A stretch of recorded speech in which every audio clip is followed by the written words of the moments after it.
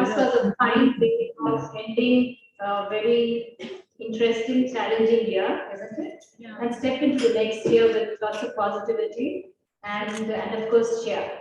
So before I finish, I would like to say Happy New Year to all of you and to all your loved ones and all your family members. Want all of them to be safe first. Yeah. Coming back to what is the program today? I don't know, girls, what you all were doing, okay? But I think a bunch of us have been like really busy through the lockdown, right? If we were learning bhajans from Kalavati Ashok, yes, our guru for bhajan. If we were learning bridge from Sushima, Sushi please. We also had another guru, Pravina, who's from Singapore. So this was our trio for the year, right? Because they've been imparting different kind of knowledge for us. And I don't think we realized, this is a typical day. I get up at a certain time, pull the blinds up. End of the day, all the classes, all the workouts, all the work, and then they come down. I don't even know what day it is, what day it is. Seriously, So, like I said, we have been using our lockdown days well. And today, very proud to present our Pravina Guru to you. Let me tell you, she is an ocean of knowledge. Exactly 365 days since we met her, and that is all thanks to Shalija Chettur. Shalija for years has been telling me about Pravina, okay? But it would never enter my head because, we had so many other things to talk about or articulate, I think this period was the time when all our minds were open. And it was just one meeting with Pravina and all of us are like addicted. Addicted is the word. We meet twice in a month for 4 days. We meet on a Monday and a Tuesday, again a Monday and a Tuesday. We meet in the mornings around 8 or 8:30. And most of us are groggy, but alert for the classes. And what started off just as a spoken Sanskritam classes, okay, that's another thing. We all started by saying Sanskrit, okay? Today we say Sanskritam. So because that's the way of addressing it. So Pravina has been taking us on this journey for the last 365 days. And let me tell you, all of us have registered for the examination. First exam for us at the end of the month at January, and girls, please pray for us. Yeah. We are trying to, so no one disturbs us in the month of January, right? We'll all be studying, right? Yeah. And if you see to the left, that's the whole table of your students there, right? So we also have a study circle every morning around 9 to 9:30, whatever happens, okay? We keep everything aside, and then about a bunch of us is like doing homework. So let me tell you, it has been very, very interesting, and we feel like children. We feel like we're back in school or in kindergarten. So I think life's all about that, about learning, about growing, and about evolving, right? So I invite, and what we have also done is, other than the classes, we have something called the Dhyananidhi, which is imparted to us once a month. And for us, I think some of our members are already part of it. I think Radhika is a part of it, right? Yes. And we have Rekha Devi who's a part of it. So we do different aspects of, Puranas and, the knowledge, and we enact those things. So now you know how busy we are? Yeah. Right? So Dhyananidhi, all of us can be a part of it. And of course, if we want to learn Sanskrit, we will connect you to our Pravina. Okay? So I welcome. So we have one person who takes the lead every month. All of us have been taking turns. And this month, the leader is Raji. He gave one person responsibility of taking care of the proceedings. And I thought very smartly, this will be the meeting of the month. Good enough, right? The Duchess meeting, it's also the end of our Pravesha classes because we finish our classes, we go for the exam. And the third is it's also a Dhyananidhi for the month. So we put all the three things together and we're going to present this event to you today. Thank you so much. Another class coming up, the next session of next batch. I'm sure. I think all of you can enroll for that. We'll give you all the details. Yes, Lina. Please welcome Raj. Start the morning with a divine invocation. I request none other than our in-house music teacher, Kalavati Ashok, to start with the bhajan. She will join me. Yeah.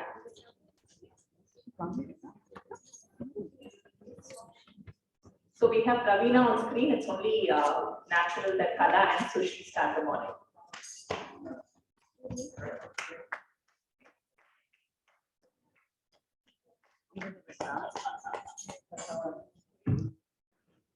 Namaskaram to all my friends here.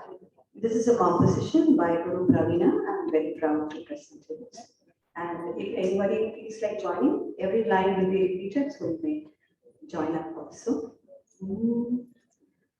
Namo Namo Shri Krishna Hare. Namo Namo Shri Krishna Hare. Namo Namo Shri Rama Hare.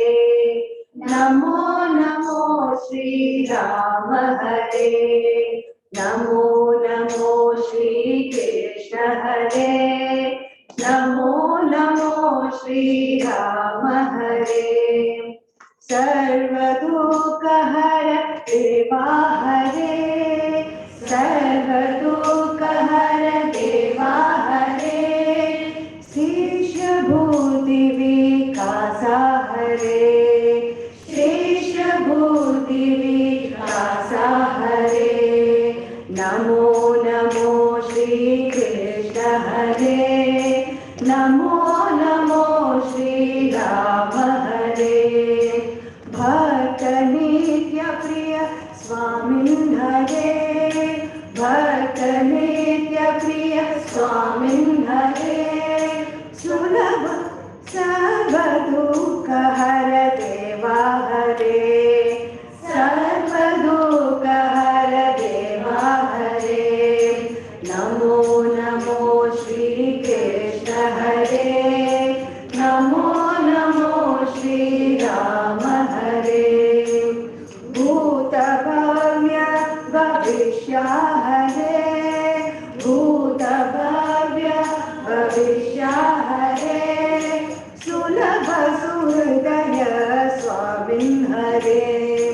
Sulabha Suhridaya Swamin Hare. Sulabha Suhridaya Swamin Hare. Sulabha Suhridaya Swamin Hare. Deva Deva Hare. Jaya Krishna Hare. Deva Deva Hare. Jaya Krishna Hare. Sri Ganga Hare. Sita Rama Hare. Sri Ganga Hare. Sita Rama Hare. Sri Narsinga Hare. Bhuvaraha Hare. Sri Narsinga Hare. Bhuvaraha Hare. Vasudeva Hare. Srinatha Hare. Vasudeva Hare. Srinatha Hare. Lakshmi Ramana Hare.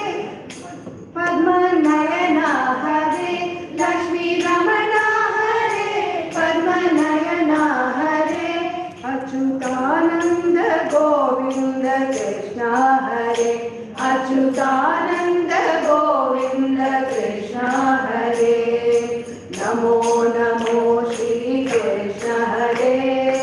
Namo Namo Shri Rama Hare. Namo Namo Shri Krishna Hare. Namo Namo Shri Rama Hare. Shri Rama Hare. Shri Krishna Hare. Shri Rama Hare. Shri Krishna Hare. Shri Rama Hare. Jaya Krishna Hare. Shri Rama Hare. Jaya Krishna Hare. Shri Rama Krishna Rangavarada Lakshmi Ramana Govinda Govinda. Shri Rama Krishna Rangavarada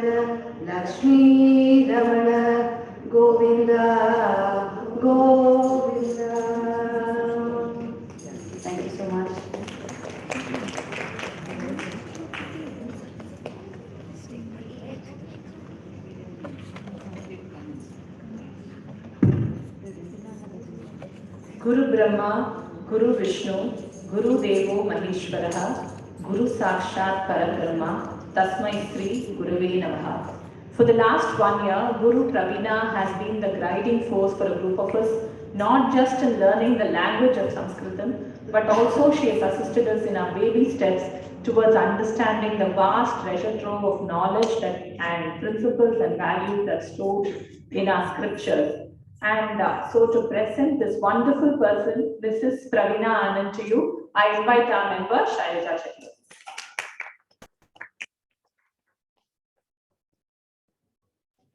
Shri Gurubhyo Namaha, Tennadurai Shivane Potri.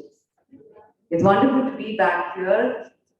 Though the hall is not as full as it usually is, it's wonderful to all those people who still want to connect over this. The red color celebratory is very nice. And online, it was wonderful to see Swaminathan and others whom I've known because of Guru Pravina. Hello to everyone. I'm just back from a trip, Hoysala Heritage trip, and it was by an organization called Chennai Pass Forward. And here I am in an event organized by Yesterday is Equal to Tomorrow. Our memories, our past, where we come from, are absolutely important to what we are today and to what the future of us as individuals, as an organization, or as a nation, as a world. I think the past is so important to what the future will be. As an actor, the backstory of a character is very important for me.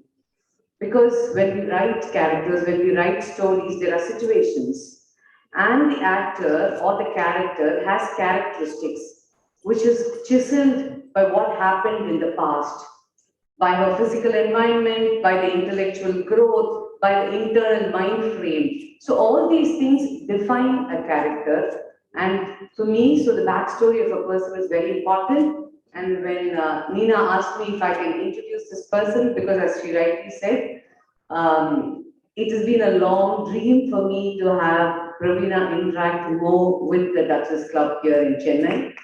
So her backstory is what I want to present to you. So the setting is Purusavakam. A baby girl is born. Can I have the PowerPoint sharing, please? Special people need special ways of presentation. I know I was just asked to do an introduction, but I choose to do it this way. And so in Purusavakam, Pravina is born. Her mom calls her Tats. Her father was running a small-scale industry, but he's also a trained homeopath. I have been to him for treatment and I know how he is. Her mother is a music teacher and a housewife. Very loving family. She has one brother. So that is Pravina. From Purusavakam, they shift to T Nagar, and she comes from most families here, all of us will know, joint family was with the sharing, not go back to the thing. Yeah, that's her father and mother there. A recent picture. Can we have that band going away? Okay, fabulous. So, you know how typically joint families are, whether we're from north, south, east, or west, but particularly here the South Indian families, because many of us here live in Chennai, but actually are not very connected to the Tamil ethos. And Tamil ethos is so varied depending on the communities we come from. So you can see we marked her there, a very active child who mingled with everyone. And one of her earliest recollection is that she used to listen to Balakrishna Shastrigal's Sita Kalyana Upanyasam. And as a 4-year-old child, it seems people have told her, and this is something when I speak to her, I get to know, she used to just recite it beautifully. And what is fantastic is, recently, she just heard it somewhere and she could just go back to it. She'd not been in touch with it since her childhood. So that is the power of yesterday is equal to tomorrow. And she said, once it started, it was just flowing out like that. So that is Pravina connected with so many others, influence of so many people growing up in T Nagar. Next slide, please. And her life was full of art, so many other influences from the Indian ethos, which is what is reflected in her life today. She studied in Adarsh Vidyalaya Roypeta. She was a trained Bharatanatyam dancer who had her Arangetram. With the Doordarshan, she was a B grade artist. And then ball badminton, kabaddi were all part of a rubric of things she could do. She was an ardent debater. Mono acting was a passion she had. In fact, she's done a small cameo as a child in a film. And she was just telling me that 3 days of selection and training, and it was a few seconds on screen. Yeah, I understand that perfectly. So, sure, I mean, her dance and all that gives her a better understanding of everything she does today, and which is probably what gets reflected when you're performed here on stage, different things, inputs we get from her. So there was this chirpy little girl growing up actively like this, and they lived in a house in Tinagar, and they were relatives living next to each other, like most of us do, we buy property next to each other. So somewhere we are still not a nuclear family because nuclear families were coming in. And so they vacate one house in Tinagar and move to another. So they still have some relatives there. And in comes Mr. Anand, who's the hero because of whom I got to meet Praveena. He was part of the film club cinema, or he was deeply passionate about cinema. So Anand came there and he was working in Bangalore, I think. And then Anand had a younger brother with whom Praveena used to constantly fight. So whenever Anand came down from Bangalore, he used to be the naduvar or the moderator or the judge of all these disputes. And we know what happened, why this dispute settlement was happening. So Praveena was just in 11th standard. Her brother was studying in Puttaparthi Sai Baba school. They were devotees of Puttaparthi Sai Baba.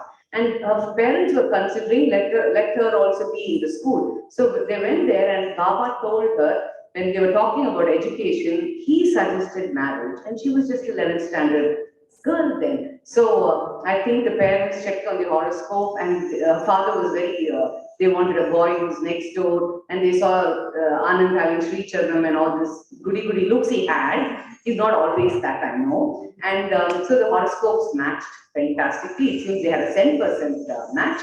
And so 12th standard kind of the marriage talks were fixed. And in the college first year, when she turned 18, right after the exam, Praveena was married off to Anand. Okay, that's Praveena with the school bum chums. You can see the little girl Praveena on top. And the next photograph, please. Yes, that's Anand for you. That's the Muhurtam. There you see the Anand from there. Is there a problem with the mic? My voice is too loud suddenly. Keep it. Okay, that's the reception.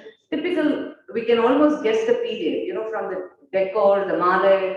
That's the beauty of knowing your history and, you know, what is in vogue when. So that's the marriage picture. So they get married, and Anand and Praveena often says that her life bloomed after marriage. How many husbands can actually have wives who tell them that? So I think Anand deserves a applause there because Praveena had it in her. Her parents had given her the base. The culture of this West Mamalam, Chennai, and all these places had laid a wonderful foundation. But how do you build on that? Because several dreams are crushed when certain other responsibilities come. And I think they had a wonderful partnership which went on with that. And I was asking Praveena about her relationship with Sanskritam and how that came in. She said she studied Sanskrit in school. Sanskritam. See, I'm not learning Sanskritam like y'all. I went only for the Shibiram, so I still do Sanskrit sometimes, which is wrong, I know. So she studied Sanskritam as a second language, but that was only about by hearting. Not true, they say sometimes here in Pata class. She was just doing that. But then she went, I think several times Sanskritam came back into her life. I think with her father in about late 90s or something, she went for a Shibiram, which is a 10-day class. And again, when she was in Singapore, she attended another set of class. And it was around 2006 that Sanskritam really arrived in her life. And she has been doing several things along with it. Yes, that is her in a different avatar. From all what I said, you realize that the woman has several facets to her, which she puts to very good use. And apart from Sanskritam, Sanatana Dharmam, Sri Vaishnavam are primary concerns of Praveena. I actually got to meet her, apart from she coming home with some sundal for a party at home, through her Sanatana Dharmam class, which is very interesting. And on the professional side, yeah, you can see there's another professional side, the little girl Praveena, you can see. Next photograph, please. So she went on to teach, especially even on the online platform. She used it very well, not just during the COVID, Even before that, her video lectures were pretty popular, whether it was about the Andal, Tirupavai or several other things, the different names of Lord Krishna, these were all things she had worked on already. She has a bachelor's degree in commerce, a master's in computer application, and she's a registered medical practitioner of alternative medicine. And she has an executive program, an MBA from IIM Kolkata. So several things like this, she was into corporate training and professionally doing other things other than this passion which she followed. I read 2 articles in the Economic Times in which she is quoted as has been the CEO and Chief Knowledge Sharer of Malala Mind Mentors. Mind Mentors, and this is several years ago. Such an important thing, and I think that is what she is doing even today. When I met her, she was also working with an interior decoration firm, and she is the entrepreneurship advisor of this firm today, and does a lot of work from Singapore also. And so her discourses are in several places with several celebrities. Some of the photographs I picked up. The next one is corporate training program she does, especially picking up from Indian mythologies, itihasas and all these things, teaching leadership from our ancient texts. That is Praveena in Singapore, because while at Singapore, I think she's had a lot more time to explore several of these things. Next one. That's the couple. Next, please. Okay, so Praveena talks about the next one. I think will be the photograph where Praveena steps into Savera for the first time, because this is another part of the history which she is very happy about. She met wonderful people like all of us here. So the Wanderlust did Tiruvallikeni, the Triplicane Parthasarathi temple. We did a tour for that, and that was the husband and wife talking there. She came in a 9 years, and the next one was when Savera events had a Navaratri Golu for the first time, and in Malgudi we all met up. That is Praveena addressing the Duchess Club in this very stage. So from there, it's been a lovely journey, because last year, as Nina was saying, of course, learn so many things, so many of us. And Praveena often says, making a career out of what we are passionate about makes us enjoy every moment. I think several of us can vouch for that, and I think that's what Praveena is doing. And in parting, I'd like to again quote her: dream big, chase it, make your passion come real with complete faith in yourself and your dreams.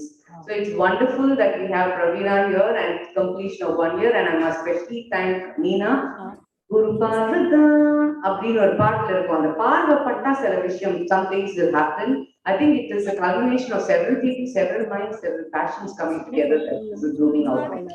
It will have a ripple effect. Thank you very much. Most welcome to all your friends. So I am ordering matri. They said they want to come. I said feel free to come, but I am ordering matri for myself.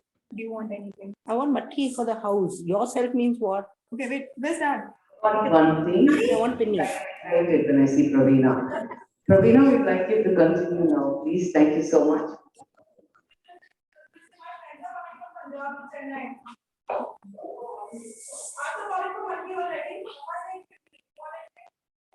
Jai Shri Krishna. Oh my God, Shailaja, this was amazing.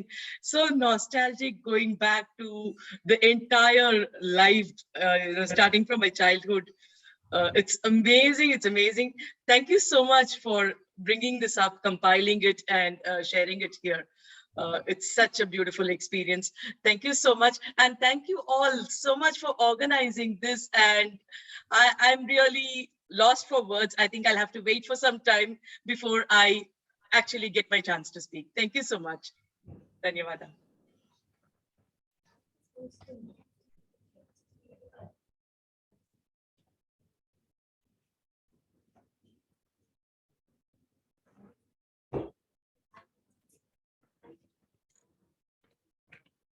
Yeah, that was one awesome introduction, and all of us are still digesting the life of Praveena, and we are awestruck by how everything has come together. So, Guru Praveena, we'll be presenting the later presentation is based on your talk. So you can start now and go about, and we'll follow it up with the presentation. Thank you.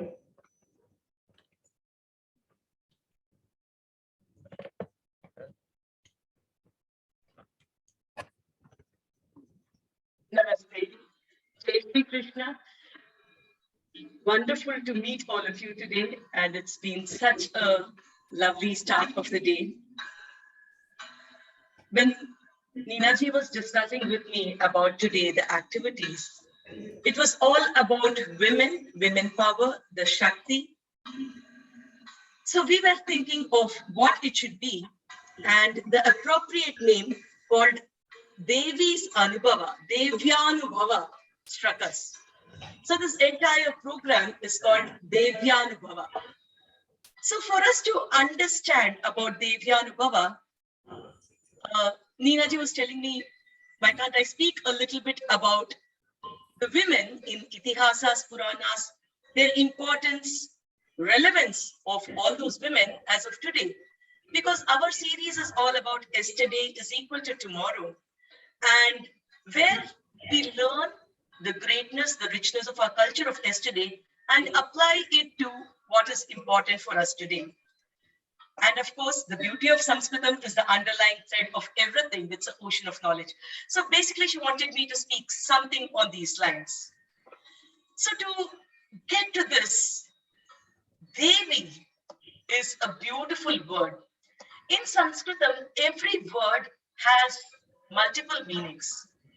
Devi, as we all know, can stand for goddess. It could stand for reverence.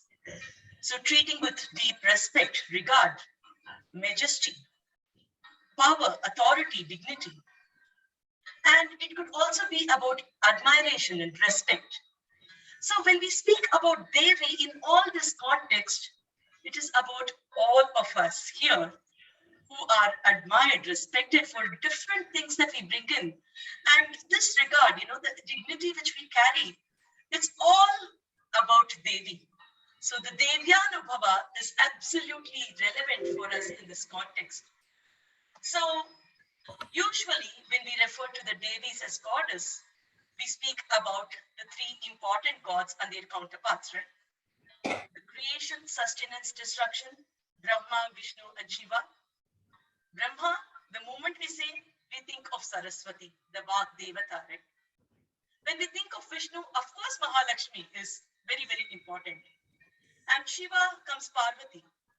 Now, what is very important here is, it is the deity, the women there, who are the power center, who communicate everything to their spouse. Now, when you think of Parvati and Shiva, there is a beautiful composition by sage Adi Shankara, which is called as Saundarya Lahari. There he says, Shiva Shaktya Yukto Yati Bhavati Shaktaha Prabhavitum. So Shiva and Shakti, when they are combined together, so he starts explaining about that. And that paragraph, he concludes with a very, very important sentence. Pranantum stotum va akam. He is like Pranantum shrotum va akrita punyaha spanditum api. When we think about these beautiful two lines, he says, Bhagavan Shiva cannot manifest without Shakti. He is manifesting only because of Shakti, Parvati. And Sage Adi Shankara says he can't even, pulsate. Spandanam api na shaknoti. He can't even pulsate without Shakti. To worship her, we should have done so much of punya. Otherwise, even worshipping her is not possible, it seems. So such beautiful phrases on Goddess Parvati and Shiva. Now, when we think of Sage Alavandar, he's again mentioned about Goddess Lakshmi, where he says, Shrirityevacha namate Bhagavati, Brahma Katam Tvam Vayam. Oh, Mata, your name is Sri. You are called as Sri. This alphabet, it's just one alphabet called Sri, which is a word which denotes Mahalakshmi. The meaning of that can never be explained. So how can I explain about your greatness when even the word Sri cannot be explained by me? So much is your greatness, Mata. So whenever we think of the Devis, of Brahma, Vishnu, Saraswati, Lakshmi, everybody, it is beyond our comprehension to even explain what attributes they have, to explain what is the greatness they bring to us. Now, for us to understand all these in a very, very simple manner, what our great sages have done is that they have incorporated it in our lives itself. Now, when we think of it, any marriage that happens today, we are speaking about yesterday is equal to tomorrow, right?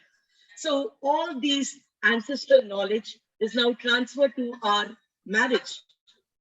What happens in marriage in the temples, think about it.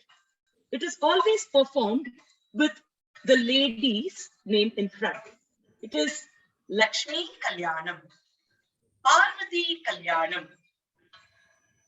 It is hardly Shiva Kalyanam, Rudra Kalyanam, Vishnu Kalyanam. We never say that, right? So it is always based on the lady that any Kalyanam happens, Radha Kalyanam. So women is always, kept in front. So also in our wedding, whenever we get married, women get married, it is always about the woman who is projected. And the man is, okay, he's added to it. So it is always about the women being the center, because she is the Devi, she is the manifestation who is going to power the entire relationship in the right direction.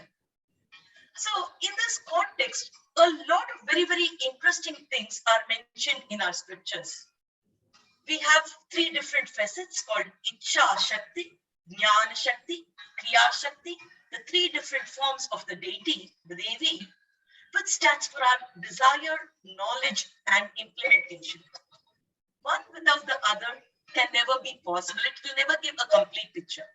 So to have a complete personality, all these three dimensions should fall in place. We should have a desire to do something.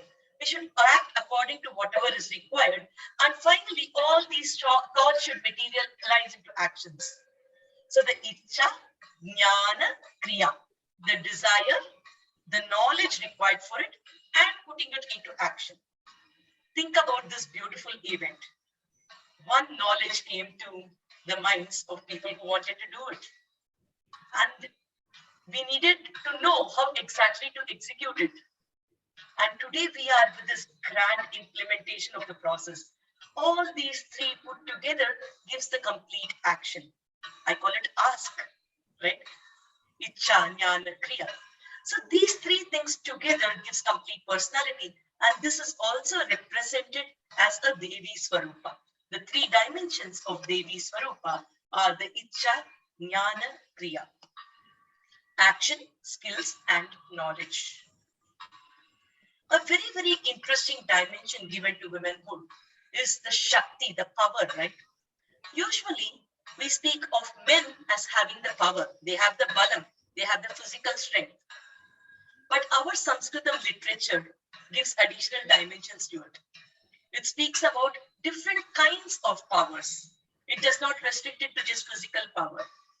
It speaks about power as Ojas.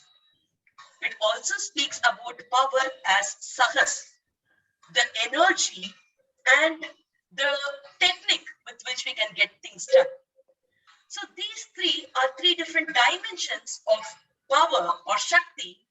And it is said that men have the physical strength or the balam, while women excel in the Ojas and the Sahas. So men are supposed to protect women because they excel in their intelligence as well as in their strategies in order to get whatever needs to be accomplished.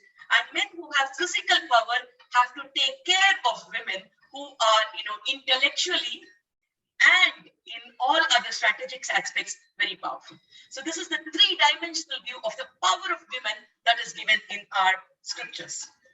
So it is often quoted that, Vedic women were like very, very traditional. They did not step out. Not much is mentioned about women in our scriptures, so on and so forth. I would like to highlight that Vedas mention about 27 women seers. In fact, there is a sloka, there is a mantra in Yajurveda which encourages women to participate in even war. Think about it, what kind of advanced concept we've had. And every morning, as our dinacharya, as our everyday practice, we are supposed to recite certain slokas. One such sloka is saluting important women in our life. It says, Ahalya Draupadi Kunti Tara Mandodaristata Panchakanyan Spare Nityam Mahabhatakanashanam. Do you worry that you've done a lot of sins in life? Don't worry. Even the Mahapatakas, the most heinous sins, you can get rid of. And the way is very, very simple. You just have to remember these 5 great women in their life. And the sloka explains about who are these 5 women. It is Ahalya, Draupadi, Kunti, Tara, and Mandodari. Remember these 5 women and you can really, get rid of all your sins. How is that possible? Because these women have been there, done mistakes, gone to the bottom rock, climbed up the ladder, re-established themselves, proved themselves. So when we keep reading their life story, when we resonate with it, when we understand the subtle messages from there and incorporate it in our life, we will not make any mistakes. We will have the clear consciousness to go in the right path and travel the right journey. So we will not encounter sins. Even those sins which we've encountered, we would know to take corrective actions. So we are encouraged to recite the names of these 5 women every single day. Not just that, it also worships women as mothers. It speaks about 5 important mothers who we should remember in our life. It speaks about Gayatri, Tulasi, Ganga, Kamadhenu, and Arundhati. We have to remember them every day of our lives. And many, many very relevant information is mentioned on how women should be treated. Yatra naryastu pujyante ramante sarva devataha. Wherever women are revered, all the devatas live there. So how we should treat women can't be told better than this, right? In fact, in Ramayana it is mentioned, Janani Janma Bhumischa Swargadapi Gariyasi. Mother and motherland are greater even than the heavens, So this kind of statement you cannot see in any culture, nowhere in history. So much of reverence is being given to women. Now, I would just like to quote one very, very important thing, which is going to be the immediate skit, which is going to be enacted. Now, Bhagavan Sri Krishna in Bhagavad Gita is speaking during the time of a war, Kurukshetra war, can be compared to a world war kind of a scenario. So in this world war kind of scenario, there is so much of tension, pressure, lack of time. War is a time which is like very, very high pressure. Everybody is a watcher at that point of time. There, Bhagavan gives the Gitopadesha, which means time is the essence. Every single word, every single alphabet, even the space in between should actually be, thought about. They can't waste even a second. So at that point, Bhagavan explains about his vibhuti, about himself. And we'll be surprised that, most of the time he uses one adjective to explain a huge database of information. Now, in that scenario, he tries to speak about women. And people say women are not mentioned in the scriptures, Now, what does Bhagavan Krishna say? He equates women to 7 beautiful adjectives. He says women having these qualities are nothing but me itself. It means my quality is there in women who exhibit these qualities. It is such a beautiful sloka. In the 10th chapter, which is called as the Vibhuti Yoga, the 34th sloka explains about the greatness of women. Bhagavan Krishna's own words are these. So what does he say there? He speaks about the qualities which are absolutely special to women. He says, Kirtihi Srivak Chanarinam Dhritihi Meda Dhritikshama. Smriti Medha Dhritikshama. So what does this mean? Kirtihi. Kirti means fame. Now, we are made to believe that women did not have enough exposure. Women did not step out. Women were curtailed their houses. And what does Krishna say? The fame of women is myself. So Krishna wants women to be famous. So Kirtihi is the very first word which Bhagavan uses. Shrihi. Shrihi means prosperity. Women need to be prosperous. The more prosperous they have more of the Krishnatvam in them. Krishna himself is in the form of prosperity in women. Kirtihi Shri. The next important quality is Vak, the beautiful speech, the articulation of women is Bhagavan Krishna. So more and more we enhance this particular skill set, we have more of Krishna in us. Just now when I was listening to Shailaja, think about it. She, spoke as if it is her life story. I was amazed the way she articulated my whole life story. And I was like, I can't believe this is about me. And it was such a moving thing to listen to her, right? So whenever we enhance our speech, when our quality of speech improves, we are able to put things the right perspective. And that quality, Bhagavan says, is he himself. So Kirtihi, Shri, Vak, Chanarinam, Smritihi. All of us know about this. Women are known for their memory power. Okay, we never forget things. We can still remember what dress anybody has worn, how many times, and what was the accessories, is it new or old, everything we know. Krishna says, the memory power in women, it's very, very special to them. The more the memory they have, it is more of me. Of course, we have to apply it in the right way. Yes, it is more than our attire. It is a lot of things. So Krishna says, that strength of the memory power is me. So Smritihi, Medha, this is the ultimate, pat on the back that Krishna can give us. Medha means intelligence. He's not speaking about Medha with others. He speaks about Medha as women. Medhavi, right? So the intelligence in women is Krishna, the Krishnatvam. So the more and more we, learn things, we implement things, we improve ourselves, we become more intelligent, it is Bhagavan's, presence in us which is increasing. So Bhagavan very, very well explains that the Medhatva in women is me. Dhriti. Dhriti is the commitment. When we take up some task, we have to see to it that it continues.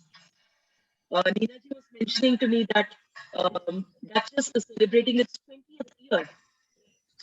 This basically proves that we have the dhriti, we have the perseverance to do what it takes to continue on this great journey. So dhritihi, that commitment, that perseverance, the more and more of that quality we enhance in ourselves, it is Bhagavan in us. It is the Bhagavan's quality in us. And the final quality is Shama. Sorry to interrupt. We are having some minor audio issues with your speech. In the last couple of minutes, can you just perhaps test your mic or your? It was fine so far.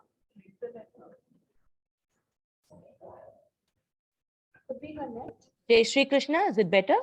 Much better. Thank you. Jai Shri Krishna. From where should I repeat?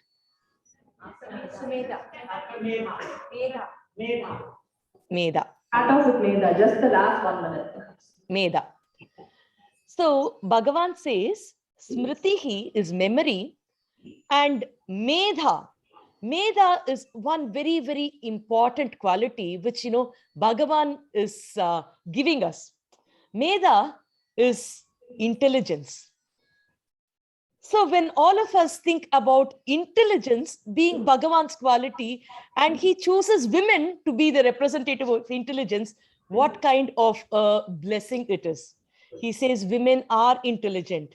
And the more and more intelligence that we develop, we become a Medhavi, and Bhagavan's presence in us keep increasing. So Krishna encourages this Medhatva in us. He encourages us to be, exceptionally intelligent. So we have to learn more. We have to grab more information. We have to share more information. We have to enhance our intelligence, says Krishna. After being intelligent, he has yet another beautiful quality, which is the commitment. Once we take up certain task, women will ensure that they see to it, it continues for a long time. So here we have a live example. Neena ji was telling me that this is the 20th anniversary of Duchess. Think of the perseverance. 20 continuous years, all these activities have been going on over and over and over again. So this is an example of what Bhagavan is saying. He speaks about the dhriti, the perseverance, the commitment, and we are seeing everybody in action.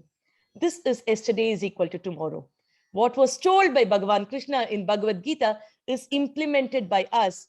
And the more we implement it, the more Krishnatva we are exhibiting, the more of Bhagavan's qualities we are exhibiting. And the final quality which is mentioned is Shama.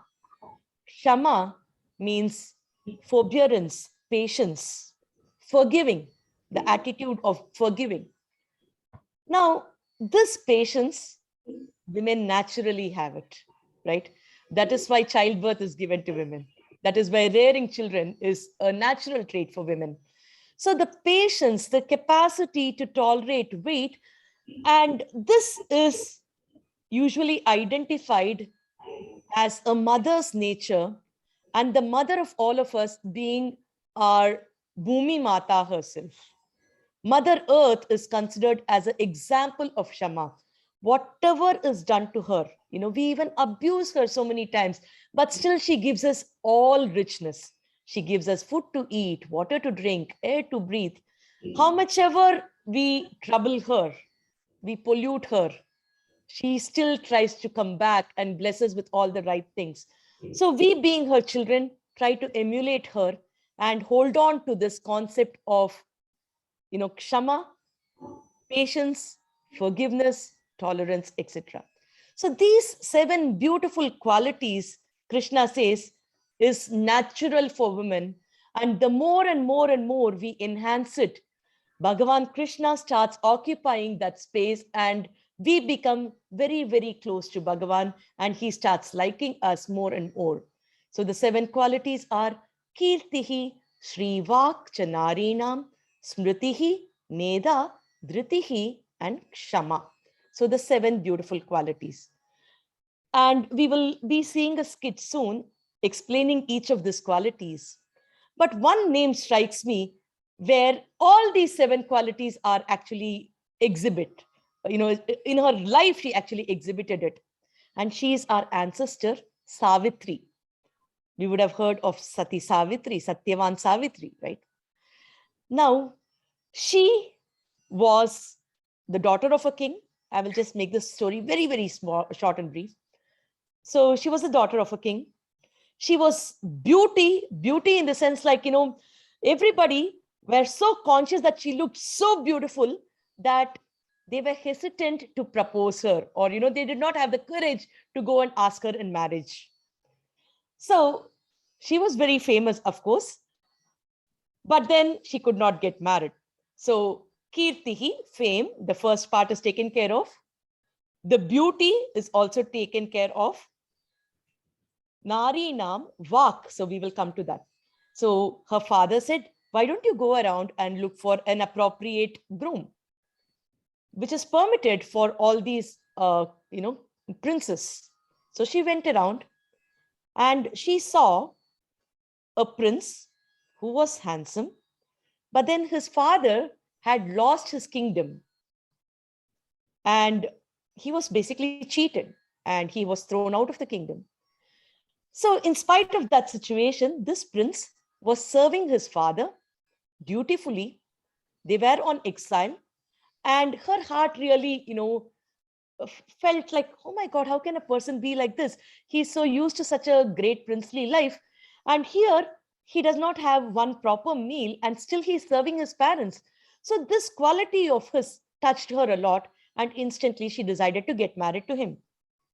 So after making that decision, she comes back home, and in her palace, sage Narada is speaking to her father, and he says, that groom is excellent, the right fit for your daughter.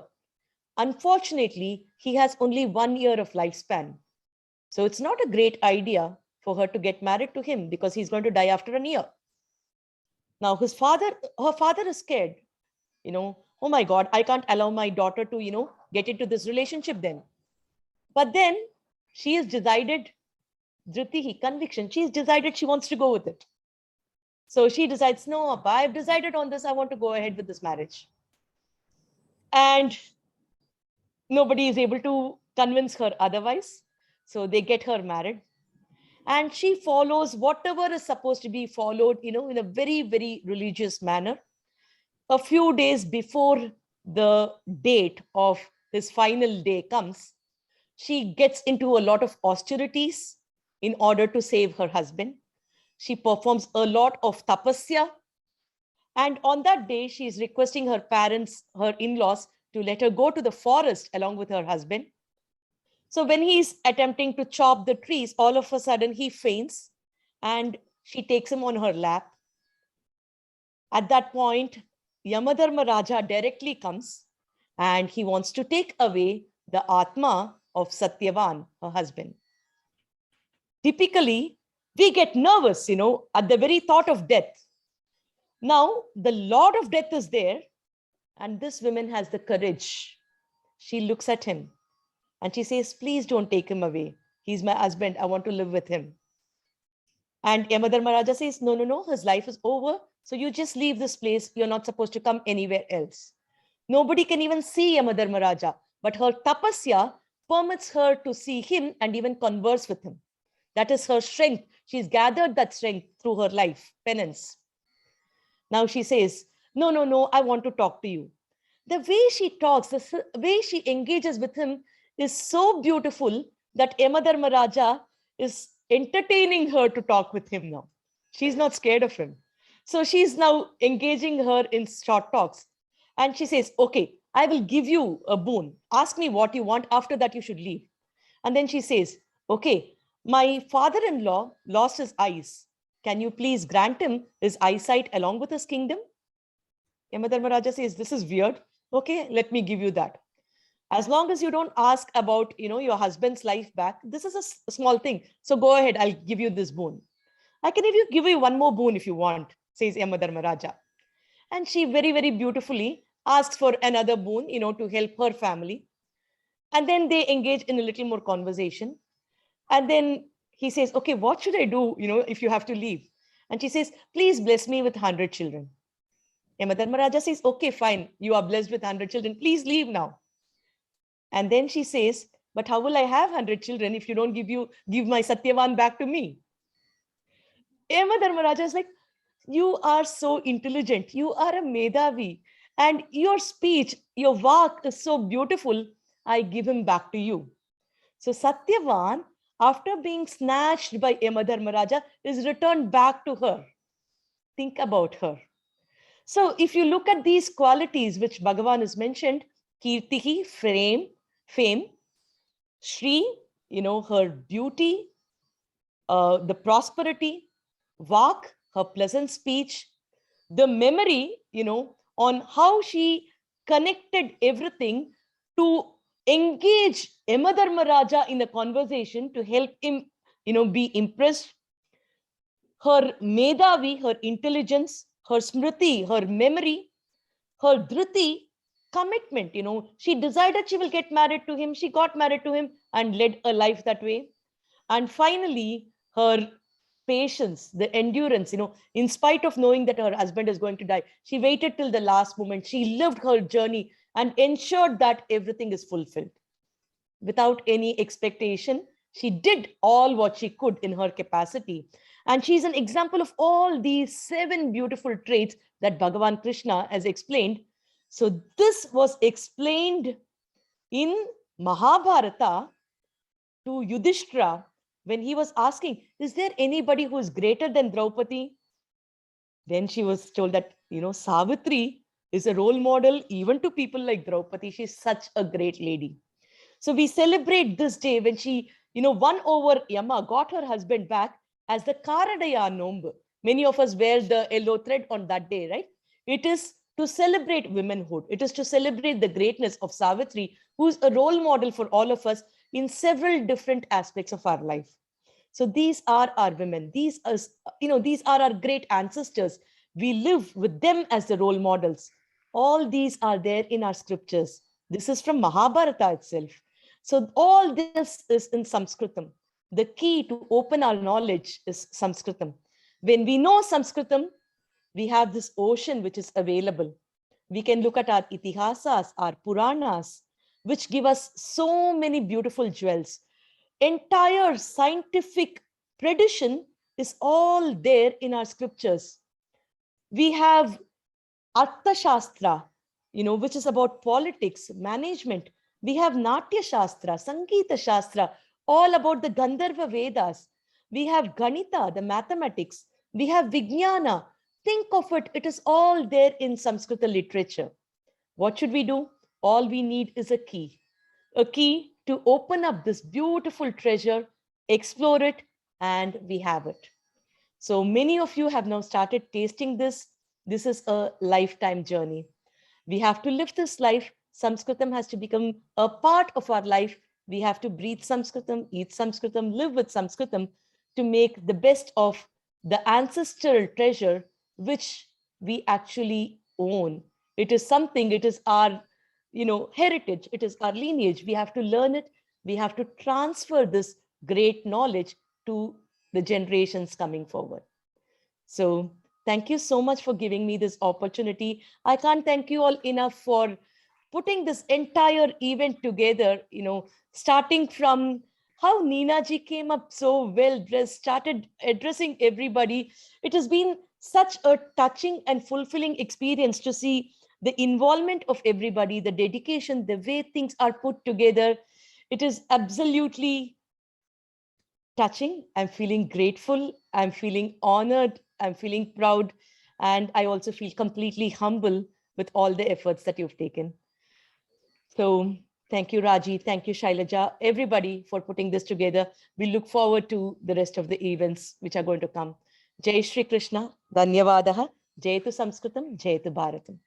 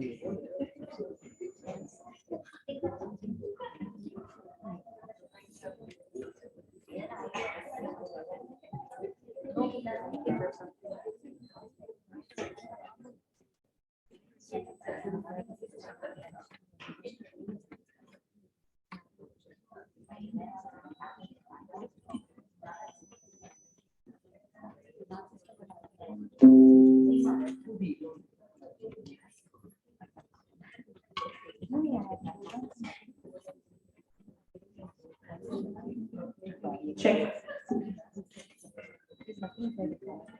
Sarvesham Suprabhatam. I want all of you to join us.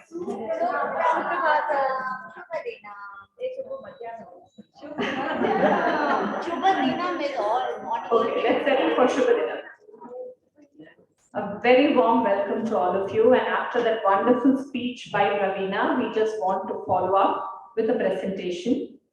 Yatra Naryastu Pujayante Ramante tatra devataha. Where women are honored, that's where divinity blossoms. And yatrai tastu na pujayante sarvas tatra apalaha kriyaha. Wherever women are dishonored, all action, no matter how noble it is, remains unfruitful. And our land and Sanatana Dharma are not just about honoring women, but about cherishing and celebrating womanhood. And as part of this Jnananidhi series, titled Devyaanubhavam, we are proud to showcase snippets from the lives of such women of substance from our rich culture and history. Connecting with the beautiful shloka on the 7 attributes through which Lord Krishna himself manifests in women, this is an attempt to share with you a glimpse of women who embodies these lovely virtues. Kirti, as a concept, can be translated as popularity and fame, but this is not the kind of fame that is measured by the number of likes to your social media posts or your followers in Facebook or Insta, or your name being, featured in news bites. This Kirti is a legacy which is created by character and eternal integrity. And this Rishi Patni, whom we are going to see now, lived a life symbolic of marital fulfillment and loyalty, that she remains a star, reigning supreme in our galaxy, and our marriage rituals till date involve the bride and the groom being shown her as a guiding light before they start their life together. So can you guess whom we are talking about? So Arundhati, the wife of one of the Saptarishis, Guru Vasishta, is accorded the same status as the 7 seers and is worshipped along with them as such. Such was her kirti that she could even give discourses to the 7 sages, and once when it did not rain for 12 years, she was the one who could please Lord Shiva and end the bout of famine. Her chastity and service to her husband remained unparalleled. Now, let us hear from Arundhati.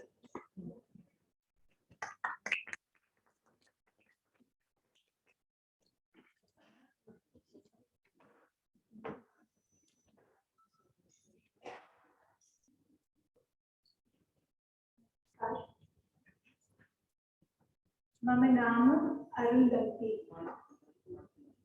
अहम ऋषि वशिष्ठस्य भार्या. I am the epitome of chastity, and every Hindu bride is asked to look up to me for conjugal love and marital bliss. I always stay by the side of my husband and hold the earth with him. I always incline my husband's heart towards me, and for these reasons, I am known as Arundhati.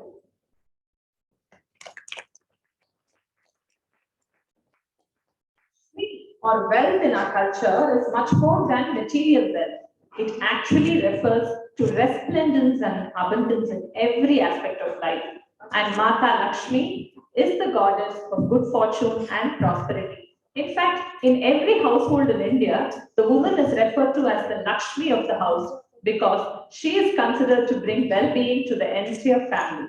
Lakshmi is even considered to be the divine energy of Lord Vishnu. And the Ramavatar and Krishna Avatar, she plays a very pivotal role. In fact, in Ramayana, Valmiki says, when Sita just looked at Guha, he was blessed with prosperity. But today, we are going to see one incarnation of Lakshmi, whose very name means radiant or adorned with gold. She was the queen consort of Lord Krishna. Who are we talking about? Yes, Rukmini. It is believed that when Sudama visited Krishna in order to get some relief from his poverty, Krishna asked Rukmini Devi again to look in the direction of Sudama or Kuchela, and with that one glance, he was endowed with all riches and was elevated from a life of impoverishment to one of splendor. So let us look at what Rukmini has to say in this important moment as to what Shri is actually all about. And this is a reference from Srimad Bhagavatam.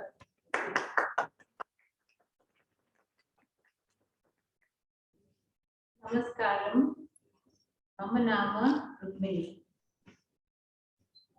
Prabhu Sarva Sampad Prapta. Paralokaja. Rukmini is telling Krishna that Sudama, you've eaten two of the handful of whatever he has given you, but don't eat anymore because you have provided him with this lifetime as well as the Paraloka. Then she looks at Kujela. Bhavataha Trupti Ekasya Sampadeva is wealth only about wealth? Isn't it about self-satisfaction? So that's how Rukmini stops from giving more. She says wealth is not just about money, it is also about self-satisfaction.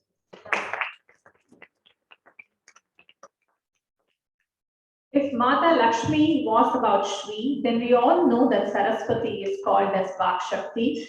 The spectrum of Vak ranges from inspiration, revelation, and then to thoughts and to articulate speech. And as women, we always find that we have the power of speech to persuade, to convert, and to compel.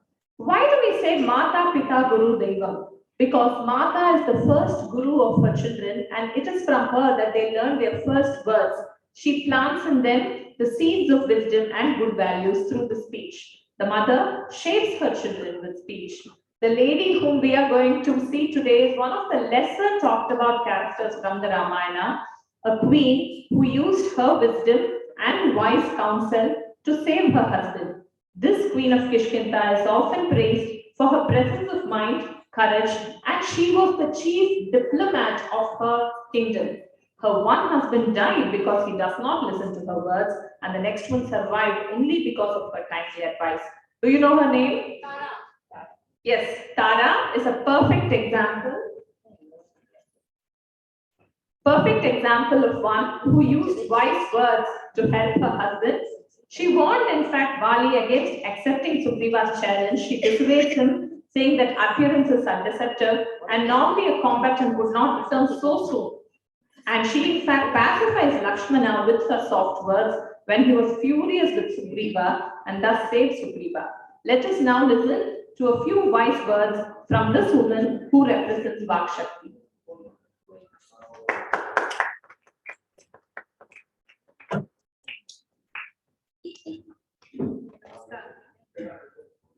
Mamanama Tara Aham Kishkinda Rajasya Maharani Asmi. Bali Maharaj, please listen to the words of myself. It is Sugriva ji has challenged you to a duel, but he has just lost you in your battle. Please do not accept this challenge to your valor. Wish he had listened to my words. Sugriva ji, Lakshmana is coming to challenge and decimate the Kishkinda. Please be aware of this because we have not helped in finding Sita Devi. Please let us find the truth and listen to our words and find the truth to help Kishkinda onwards. After all, being wise and listening to wise words is worth leaving in an outline.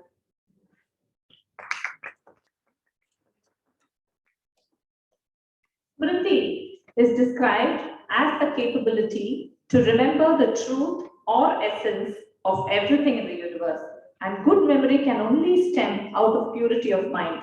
The significant example of such deep memory is Bhuma Devi herself, who carries within her the memories of several yugas. She is the Mother Earth, a life giver who nourishes and sustains us. In one of her incarnations, Bhuma Devi was born as the daughter of the famous Vaishnavite saint Periyalvar. Even as a young girl, she was wholeheartedly dedicated to Lord Vishnu and wished to marry him against all odds. The Lord is in fact said to have happily accepted garlands which she offered to him after wearing them herself. She is therefore known as Sudi Kodutta Sudarkodi. Can someone mention the name of this poet saint? Yes, such was Andal's memory when she composed Tirupavai, a set of Tamil devotional hymns. She recalled several earlier avatars of Lord Vishnu. This is the month of Margazhi, and it is only appropriate that in this month we hear a few lines from Andal, who is the representation of Smriti.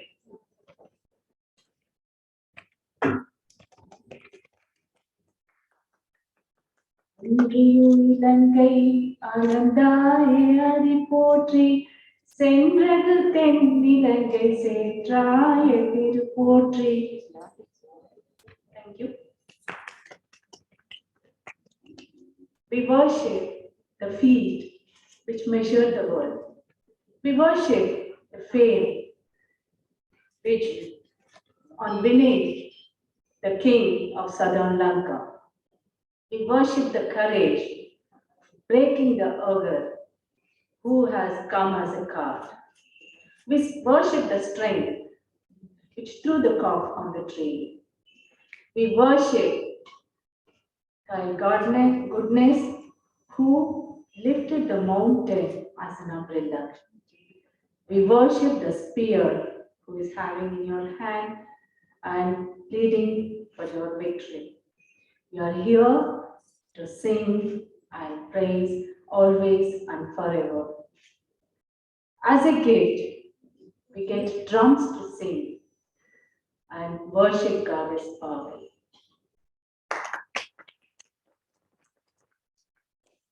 Priti is followed by Medha. Intelligence is knowing others, and wisdom is knowing oneself. For wages, women are known to put together ideas quickly and come up with creative solutions.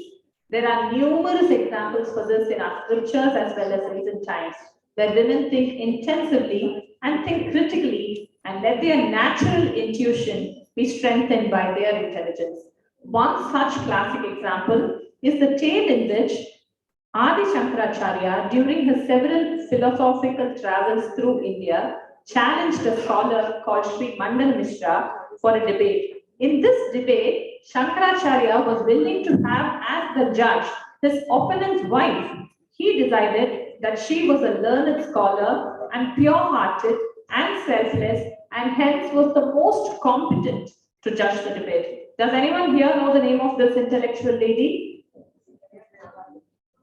Yeah, this was a difficult one. She is called Ubhayabharati, who was Medha personified with not just buddhi, which is the capacity to think, but also the power of deliberation, power of deep inquiry and judgment. To this day, Ubhayabharati is regarded as one of the wisest judges and greatest scholars of Bharat. Some scriptures say she was an incarnation of none other than Saraswati Devi herself. So let us now understand how Ubhayabharati chose to judge the debate and why.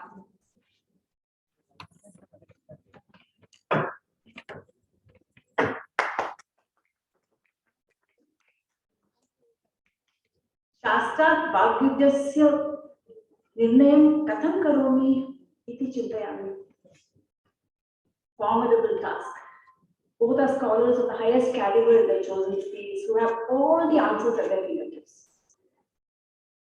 Oh yes, I will place garlands around their necks, and the person whose garland withers first will be the loser. The pranic energy of the debaters will affect the flowers on the garlands. Negative vibrations, distorted breathing, and faster heartbeats will make the flowers wither faster. And the converse is also true. With positive vibrations, etc., the flowers will remain fresh for longer. And the deep-seated conviction of the debater's belief will also affect the chronic aura and keep the flowers stay fresh for longer or wither, as the case may be. And above all, this is also the most transparent solution, because the result is there for all to see. And The winner is Adi Shankara. The story goes on where after Madana Mishra lost to Adi Shankara, Ubay Bharati herself engages in a debate with Shankara. Anyway, Dhritihi. Dhritihi is the quality of perseverance and endurance, and what can be a better representation of the lives of many of us where we stand tall against several challenges and trials and tribulations and still manage a sweet smile, a kind word, and a happy face. Now, if we thought that we had a difficult life, let me just highlight a few of the storms that this brave woman had to face. Though born a princess, she had to give up her firstborn son for fear of a scandal. Her husband returned from a long battle with a beautiful wife, and she welcomed that other woman like a sister. In spite of losing her husband at a very young age, she shaped her children into valiant and virtuous human beings. She endured the humiliation of living in her brother-in-law's home, the same home where she was once a queen.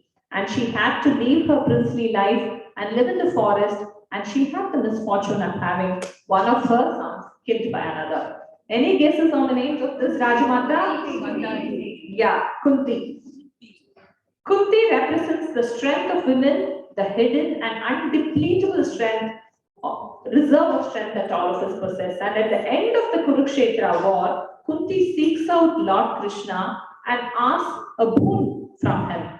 What she asks is a testimony of her dhritihi or endurance and also the faith and the sense of surrender to the Almighty. Let us listen to what Kunti asks of Lord Krishna.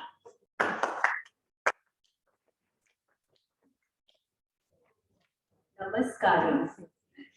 Jai Shri Krishna. Hey Krishna. Vipata Santu Ta Shashwat. Tatra Tatra Jagat Guru. Bhavato Darshanam Yatsyat. Punarbhava Darshanam.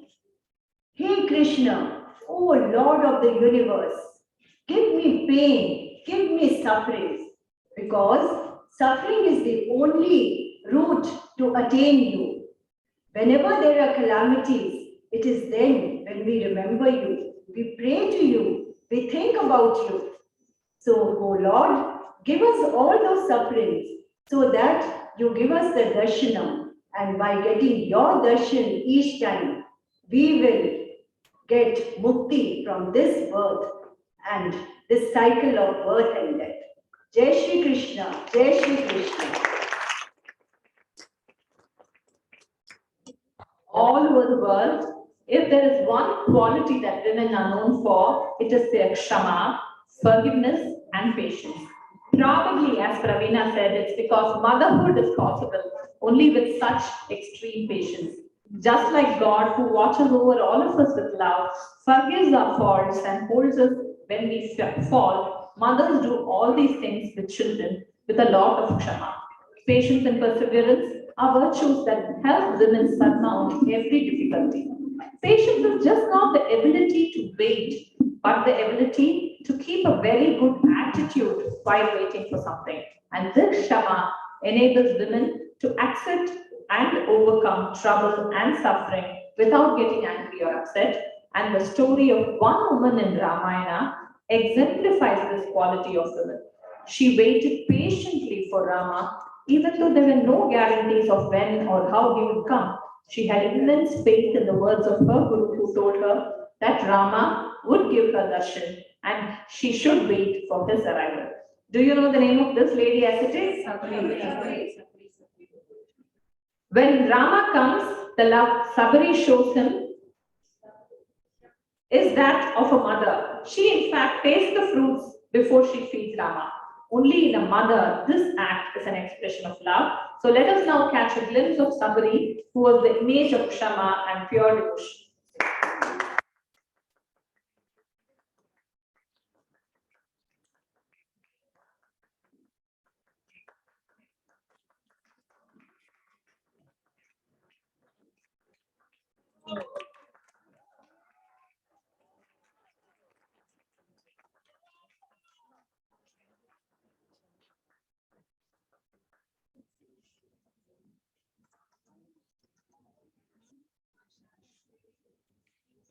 Aham etat phalam khadami. Ati madhuram asti. My Rama will like the sweet berry. But this is big, not for my Rama. My Guru said Matanga told me to wait for Rama. So however long it takes, how many years it may take, I will wait for my Rama's darshan. You see, my Guru's words will come true. Jai Shri Rama.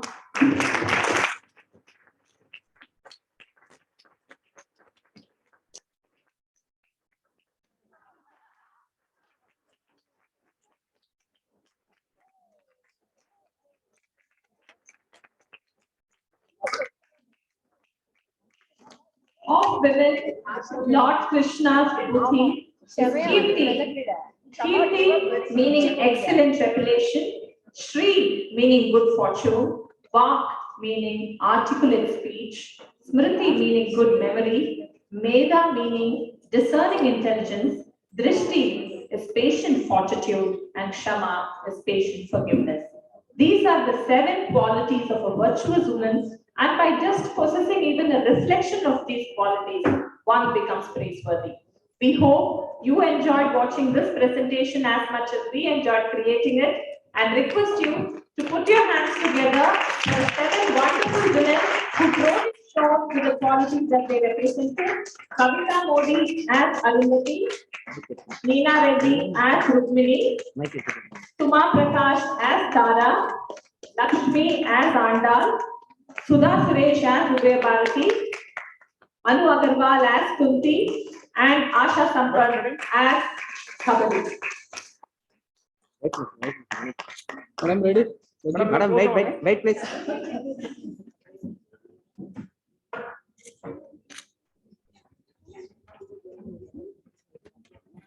Okay, ready, madam?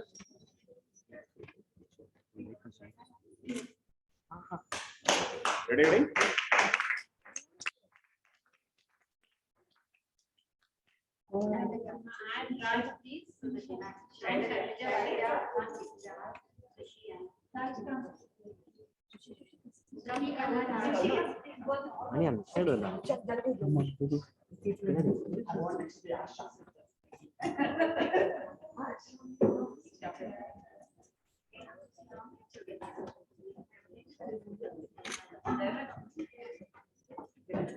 Light okay. Okay. Okay.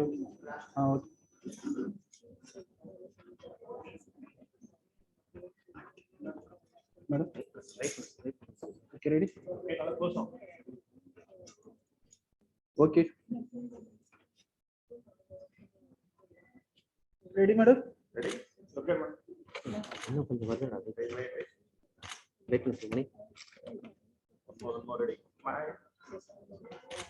Wait.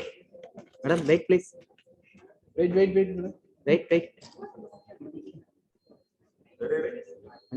video. Madam, wait, madam. Okay.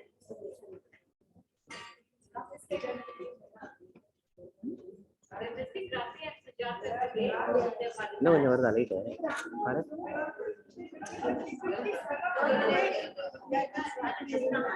Verda.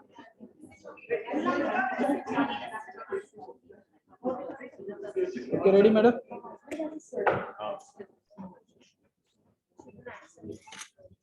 Okay, madam, ready? Smile.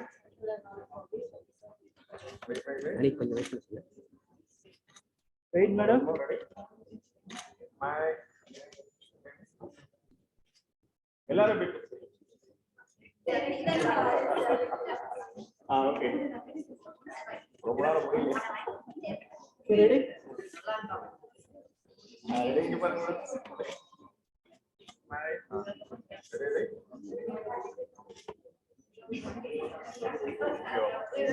Wait. Wait.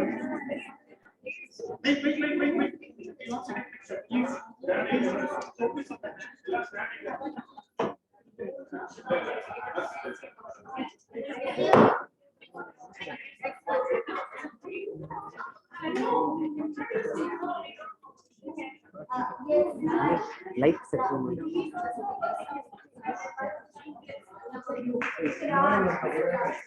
Thank you, everyone.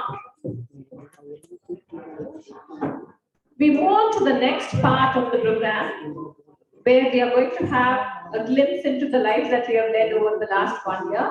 I request Mrs. Sushila Nataraj, popularly known as Sushi, to share a synopsis of our group's efforts in learning Sanskritam.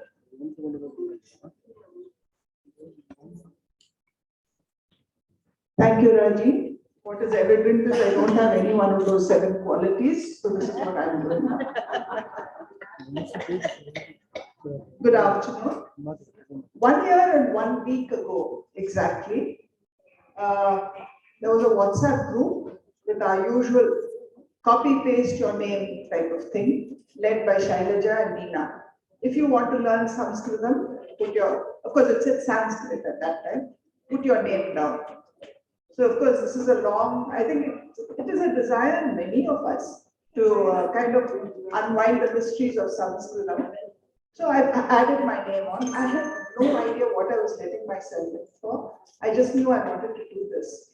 What a journey it's been fantastic. So we started, about 25 of us. What was started as a conversational Sanskrit class.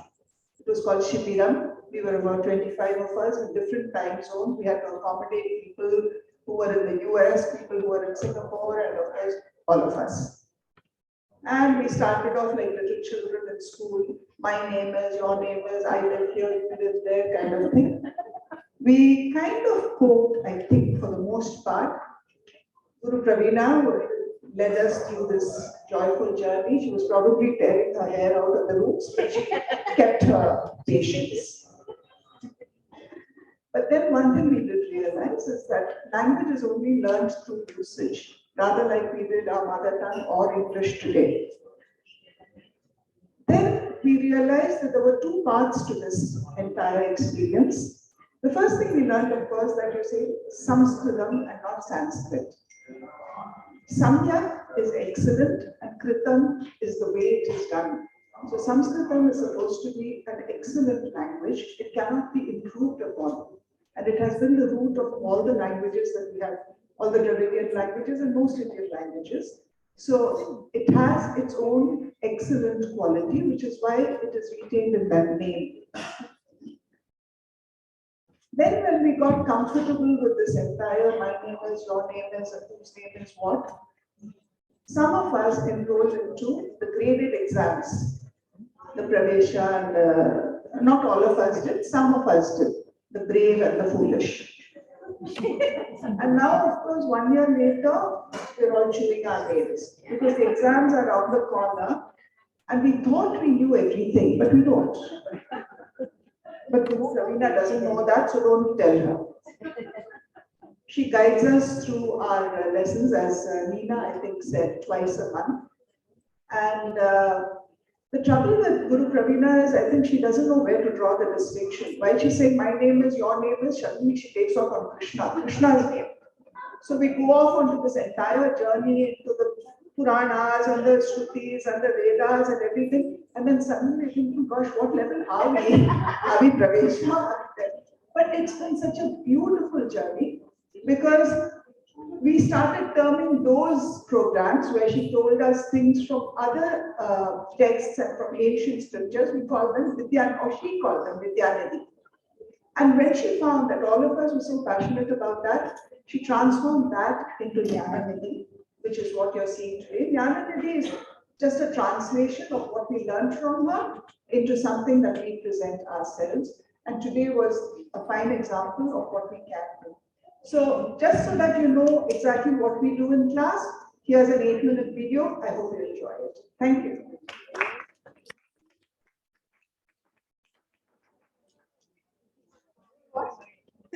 Bhagwan did talk about humor. I think he's endowed her with. I know, like there was the poker face.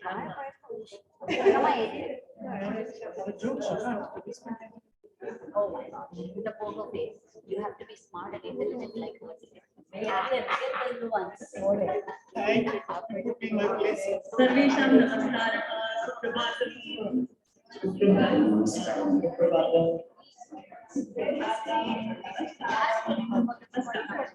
अद्य वयं संस्कृतसम्भाषणं कुर्मः। संस्कृतसम्भाषणं सरलं भवति, सुलभं भवति।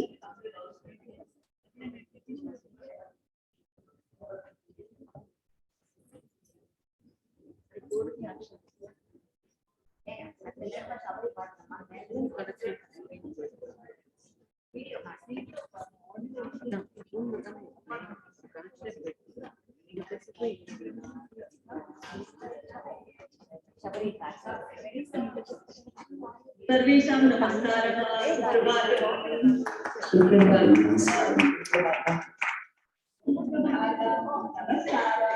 नमस्कारः।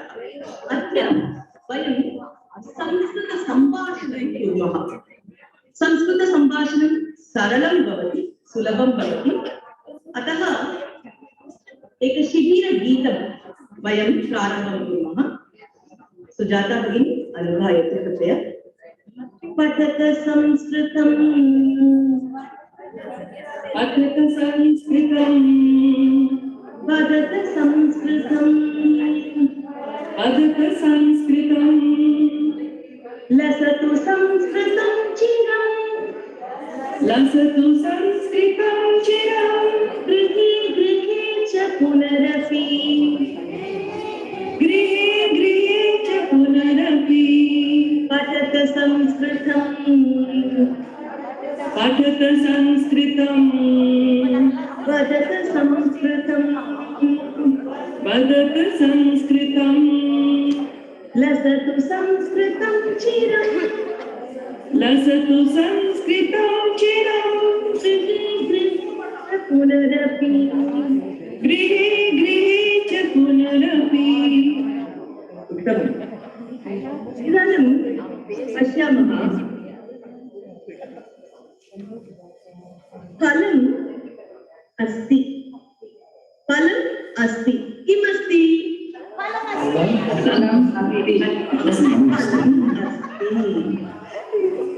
पुष्पम् अस्ति पुष्पम् अस्ति फलम् अस्ति पुष्पम् अस्ति। नीना भगिनी किम् अस्ति फलम् अस्ति। उत्तमम्।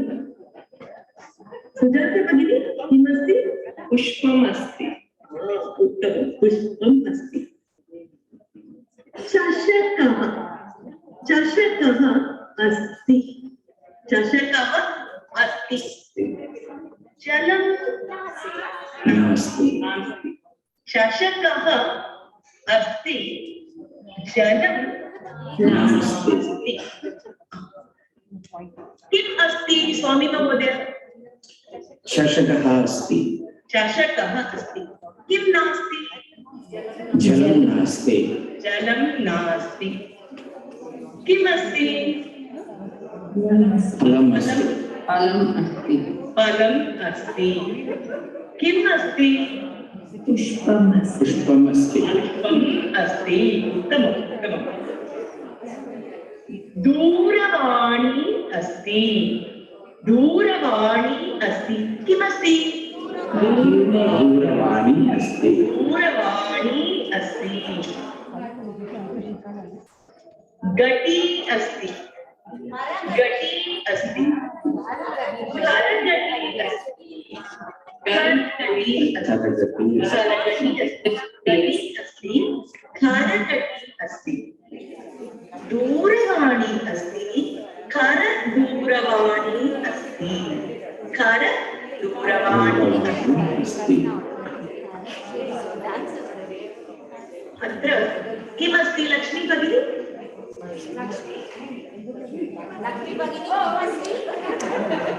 किमस्ति घटी अस्ति घटी अस्ति किमस्ति करघटी अस्ति करघटी अस्ति। करघटी अस्ति किमस्ति दूरवाणी अस्ति दूरवाणी अस्ति। हस्ते हस्ते दूरवाणी अस्ति हस्ते दूरवाणी अस्ति कर दूरवाणी अस्ति हस्त दूरवाणी सम्यक् उत्तमम् चषकः अस्ति जलं नास्ति किं नास्ति सुधा भगिनी चषकः अस्ति किं नास्ति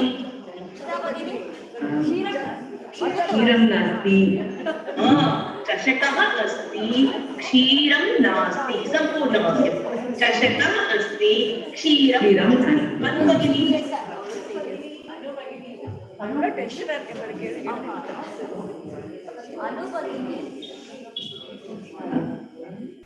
चषकः अस्ति जलं नास्ति क्षीरं नास्ति दधि नास्ति क्षीरं नास्ति सम्यक् पश्यतु अत्र अस्ति किमस्ति फलम् अत्र अस्ति फलम् अत्र अस्ति पुष्पम् अत्र अस्ति पुष्पम् अत्र अस्ति चषकः अत्र अस्ति अत्र अत्र अत्र अत्र वृक्षः अस्ति वृक्षः अत्र अस्ति वा वृक्षः कुत्र अस्ति वृक्षः तत्र अस्ति वृक्षः तत्र अस्ति कार्यानम् अस्ति कार्यानम् अत्र अस्ति वा नास्ति तत्र अस्ति कार्यानम् तत्र अस्ति फलम् अत्र अस्ति पुष्पम् अत्र वृक्षः तत्र अस्ति कार्यानम् तत्र अस्ति तिरुपति मन्दिरम् अत्र अस्ति वा नास्ति अत्र अस्ति वा नास्ति अन्यत्र अन्यत्र अस्ति तिरुपति मन्दिरम् अन्यत्र अस्ति वायुः अस्ति वायुः अत्र अस्ति वा सर्वत्र अस्ति तत्र अस्ति वा अन्यत्र अस्ति वा सर्वत्र वायुः सर्वत्र अस्ति प्रकाशः सर्वत्र अस्ति सर्वत्र अस्ति अभिनयसहितं वदामः अत्र अत्र तत्र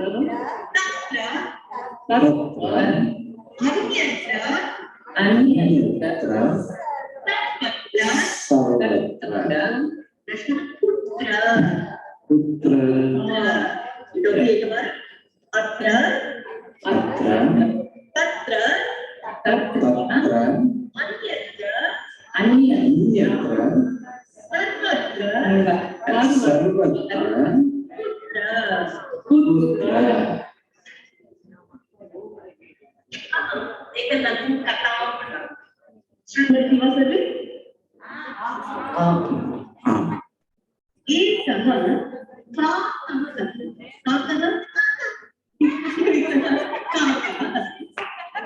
काकस्य दागः काकस्य दागः जलम् आवश्यकम् काकः पश्यति जलं कुत्र अस्ति जलम् अत्र अस्ति वा नास्ति जलम् अत्र नास्ति काकः तत्र गच्छति पश्यति जलम् अस्ति वा जलं नास्ति जलं नास्ति जलम् अत्र नास्ति जलं तत्र नास्ति अन्यत्र गच्छति तत्र एकः घटः अस्ति एकः घटं पश्यति काकः घटं पश्यति जलं किञ्चित् अस्ति काकः चिन्तयति किं करोमि जलं किञ्चित् अस्ति शिलाकण्ठः अस्ति काकः शिलाकण्ठम् आनयति किं करोति शिलाकण्ठम् आनयति आनयति घटः अस्ति शिलाकण्ठम् एकम् स्थापयति जलम् उपरि आगच्छति जलम् उपरि आगच्छति काकः जलं पिबति आनन्दम् अनुभवति जलं पिबति आनन्दम् अनुभवति तथा अवगच्छति वा सर्वे अवगच्छति उत्तमम् अतः वयं सर्वे संस्कृतं वदामः वदतु संस्कृतं जयतु वा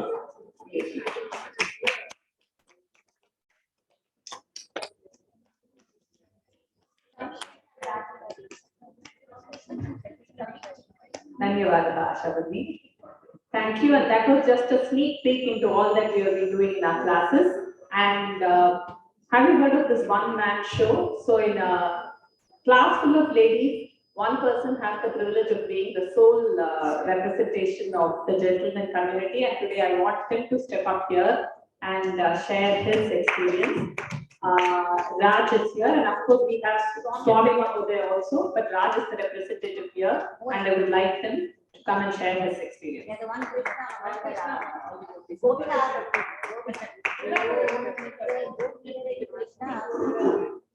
Can you guys hear me? Yes. Okay, good. I think we've had enough of Sanskrit. I'm going to tell you about a book I'm writing. It'll tie in, don't worry. This is my 8th book. I've already clocked the 7th. So somebody asked me, what do? I travel, I write. And in Purva Janma, I was from IIT, but I try to hide that fact because my stupidity shows a lot of times. So anyway, coming back, the 8th book. What is the book titled? The book is titled From Shubda to Sanskrit. Now you're going to say, oh my God, what does this mean? So I'm letting you off to a secret, and in this group and in the Zoom meeting, only one person knows this secret. Okay, so you say, what is the connection? In the year 2016, I think, I went to Shailaja's house. I was hungry, starving, and this young lady, very pretty, very sweet, came and she said, I have brought shundal, Raj, you can eat it. So I was so hungry, I ate the shundal. And it was so good, I asked Shailaja, she doesn't even remember because I think so many people eat shundal in her house. So who's Raj? So I said, can I have more? She said, whatever. So when nobody was watching, I was eating shundal. And end of story, okay? 5 years later or 4 years later, suddenly the same cause of all my troubles, Shailaja, informs me about the Sanskritam class. And the lady is there. And I'm learning Sanskritam, or struggling with Sanskritam is what I would say. And I kept thinking, I know this lady from somewhere. So turned out that the lady who brought shundal to Shailaja's house was Pravina. So the journey has gone from shundal to Sanskrit. So let me tie it all together at the end. So that's a nice one, right? Now let me tell you a little bit about the year. The year has been amazing, right? For a guy who, first of all, being surrounded with these women was fantastic. Yeah. So a couple of them got on my nerves. And I needed counseling from good old Nina. 6 months ago, I went to Nina. Nina, somebody's driving me crazy. Should I speak back harshly to them? And she said, yes, you can. Would that make you feel better? I said, would they feel anything from it? I said, no, they don't care. Then why waste your energy? Oh, Nina, you're so profound. She did that to me like 6 months ago. Okay. From then, so I have Pravina as one guru, I have 12 other gurus. And on top of all of these, we started doing these, Vidyanidhi became Jnanidhi. So all these, there is about a dozen women in my class, all started dressing up. really nice. So I usually wear my shorts and my bandana, and I want to move up a class. Okay, I want to get away from this Yankee imagery to this wannabe Sanskritam scholar.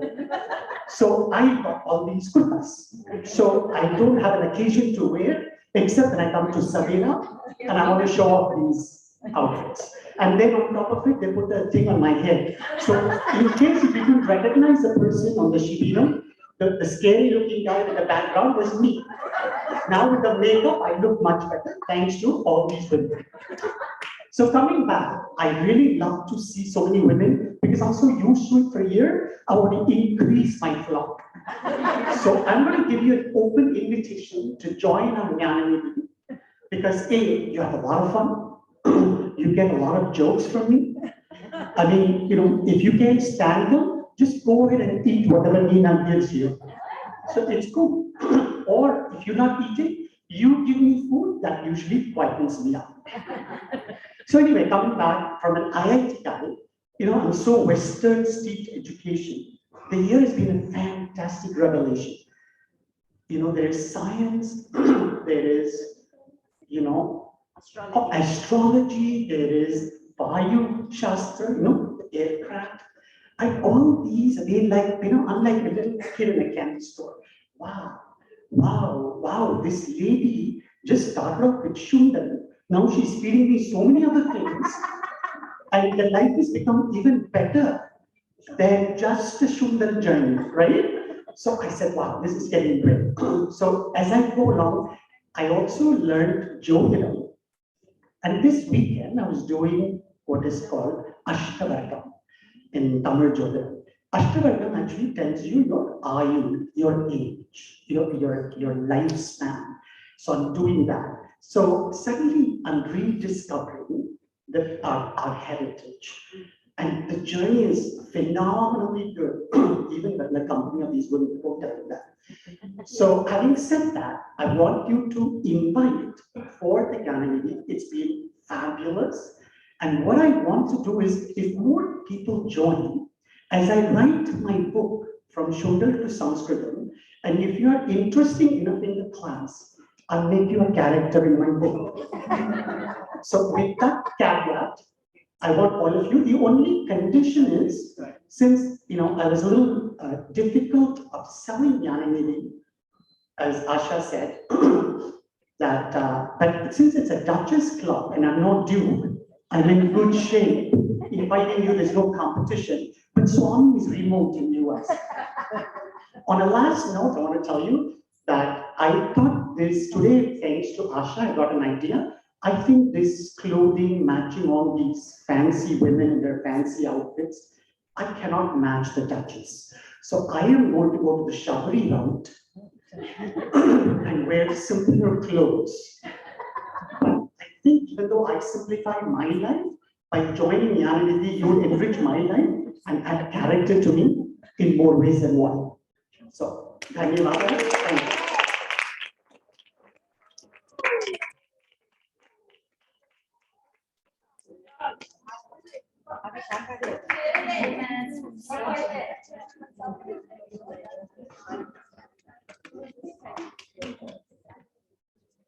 Thank you, Raj. That was mind-blowing, I would say. So, ladies, it's been a divine morning, a beautiful morning of learning, and a celebration on womanhood. And a fabulous way, I think, to bring in 2022. Heartfelt gratitude to the Almighty for keeping us safe, keeping us smiling, strong. And what can I say about our Guru Pravina? She's a repository of knowledge. Thank you for sharing with us rich nuggets of information about the woman character played by our beautiful ladies today. Indeed, a privilege to have her address our members. Today, we look forward to more such interesting pravachans from you, Guru Pravina. This is just what I thought when I was sitting there before I really go to my thank yous. It's true, no one can take away from a woman anything until she sees it fit to give. Her strength, courage, energy permeates through the universe. And I have been living by a dictum, with a lot of revelations that happen to a lot of people, I think to mankind.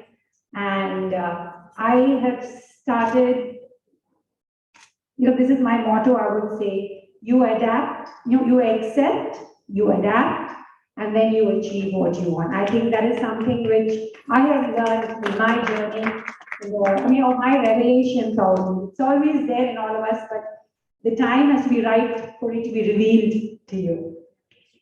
So, without further ado, I would like to start saying heartful gratitude and thank you. So, we'll start with our team. Nina. Nina is like the backbone, I think, of our Gyananidhi episode. Nina, beautiful, beautiful. Lovely. I've attended a few, and as far as possible, I try not to miss. I'm there for most of it, and I enjoy each and every moment of it. In fact, send some messages to some of the people whom I know that it's so beautiful.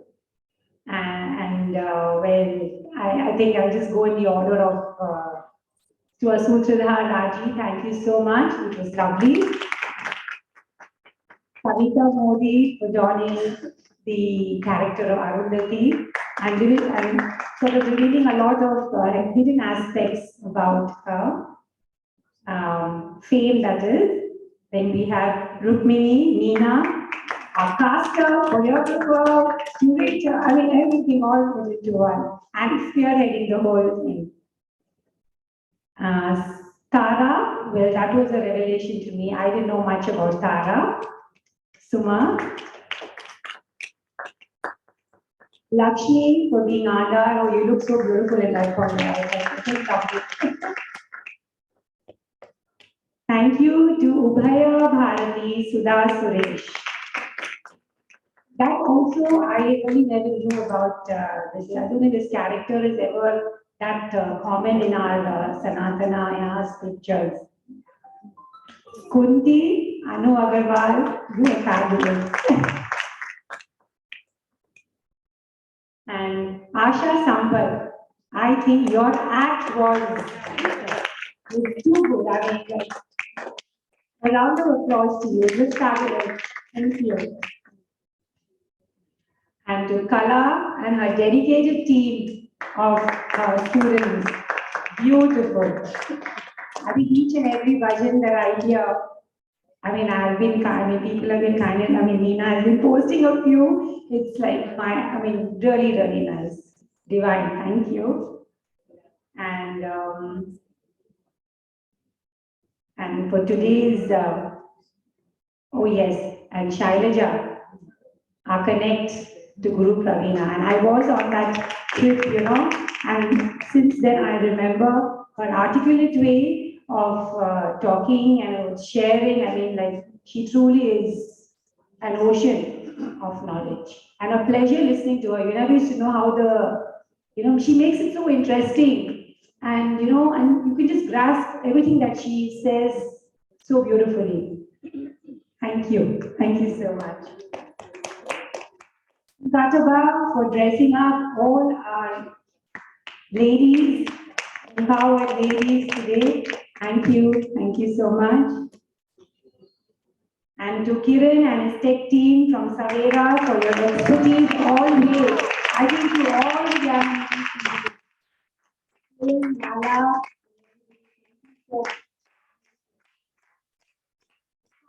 Yes, Sarko, thank you. Thank you. And a heartfelt gratitude to Savera and his staff for your warm hospitality, as always. And Sushi has been a dear friend. Thank you so much, Sushi. I think lots to learn from you. So, ladies, wishing you all a Merry, Merry Christmas. Oh, yes, Raj. Thank you, Raj. I started, I think, my vote of thanks by thanking you. It was like fabulous. So, ladies, remember what all he said. If you want to be a part of his Shundal to Sanskritam. Yeah, you got to join the gang. So wishing you all a Merry Christmas and a very, very happy and a blessed New Year. Thank you. Really miss Ravi and Sujata today. I think She's right there. Hi Sujata. Hi Sujata. Unmute yourself and say something. I missed being there, and thank you so much to Praveena Guru for leading us into this way. Thank you, really. Thank you so much. Dhanyavad Guru. Oh, okay. Anand is also. Anand, you're a lucky man. That's all I can say. They both Yes, light out. yes. Yes, of course. The strength beneath her wings is Anand. Right, Praveena Guru? And what a I often beautiful, keep saying that, you know, my life started after my wedding. So it's all to my husband. What a beautiful presentation today, Raji, Neena, and all of you. Fantastic. I missed being there. I've been for all the Gyananidhi programs. I think this is the final one and I missed out on it. But I've been watching it right from beginning. Thank you so much. Thank you so much, Sujata Bhagini. I'm so happy to see you here. You know, we were really missing you in action. Thank you. Thank you for joining. Ladies, we have a delicious Christmas lunch laid out for you. Sorry. Before we break for lunch, I'd like to invite Guru Praveena for the Shanti Mantra.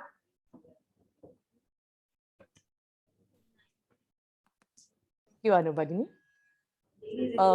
It is usually our routine where we end with a Shanti mantra. And after the Shanti mantra is over, it's usually the conclusion of the event. And today, before going into the Shanti mantra, I just want to tell one small sloka, which is absolutely relevant to today's context, I think. So I will tell that and then we'll conclude with the Shanti mantra. It is a prarthana that I usually make in my life, and any of you can actually, you know, join me in doing that. If any of you want to say it after me, you can just come to the mic. Otherwise, I'll just say it myself. Jeevane yavadadhanam. Jeevane yavadadhanam. Syat pradhanam. Syat pradhanam. Tatodikam. Tatodikam.